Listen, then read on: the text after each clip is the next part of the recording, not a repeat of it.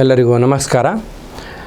ಭಗವದ್ಗೀತೆಯ 2ನೇ ಅಧ್ಯಾಯದ 3ನೇ ಶ್ಲೋಕ. ಇಲ್ಲಿ ಈ ಸಹ ಗೀತಾಚಾರ್ಯನು ಕೃಷ್ಣನಿಗೆ ಕೇಳ್ತಕ್ಕಂಥದ್ದು, ಕ್ಲೈಂಬ್ಯಂ ಮಾಸ್ಮಗಮಃ ಪಾರ್ಥ ನೈತತ್ವಯ್ಯುಪಪದ್ಯತೆ ಕ್ಷುದ್ರಂ ಹೃದಯ ದೌರ್ಬಲ್ಯಂ ತ್ಯಕ್ತೋತ್ತಿಷ್ಠ ಪರಂತಪ.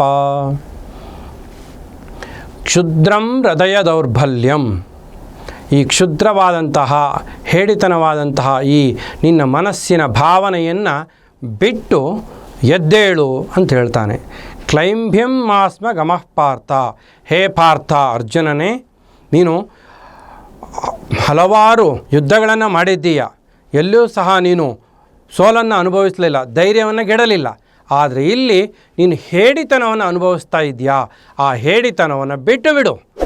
ಇದು ನಿನಗೆ ಒಳ್ಳೆಯದಲ್ಲ. ಯಾಕೆಂದರೆ ನಿನ್ನ ಹೆಸರು ಪಾರ್ಥ, ಫಲ್ಗುಣ, ಕಿರೀಟಿ ಹೀಗೆ ಹೆಸರನ್ನು ಹೊಂದಿದ್ದೀಯಾ. ನೀನು ಅಂತಹ ಹೆಸರನ್ನು ಇರ್ತಕ್ಕಂತಹ ನೀನು ಇವಾಗ ಹೇಡಿತನವನ್ನು ಅನುಭವಿಸ್ತಾ ಇದೆಯಲ್ವಾ, ಇದನ್ನು ಬಿಟ್ಟು ಬಿಡು.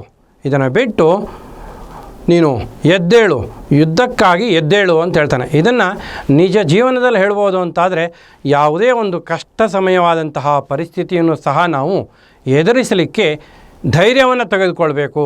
ಯಾವುದೇ ಒಂದು ಕಷ್ಟ ಬಂತು ಅಂತ ನಾವು ಅಯ್ಯೋ ಹೀಗೋಯ್ತಲ್ಲಪ್ಪ ಮುಂದೇನು ಮಾಡೋದು ಅಂತ ನಾವು ಅಳುತ್ತಾ ಕೂತ್ಕೊಳ್ಳದೆ ಧೈರ್ಯದಿಂದ ಮುನ್ನಡೆದಾಗ ನಮಗೆ ಅಲ್ಲಿ ಸಾಧನೆಗೆ ಬೇಕಾದಂತಹ ಒಂದು ವಿಷಯ ಸಿಗುವುದು ಖಂಡಿತ ಅಂತ ಆ ಶ್ರೀಕೃಷ್ಣನ ಈ ಒಂದು ಉಪದೇಶದ ತಾತ್ಪರ್ಯ ಅಂತ ನಾವು ಈ ಶ್ಲೋಕದಲ್ಲಿ ತಿಳ್ಕೋಬೋದು.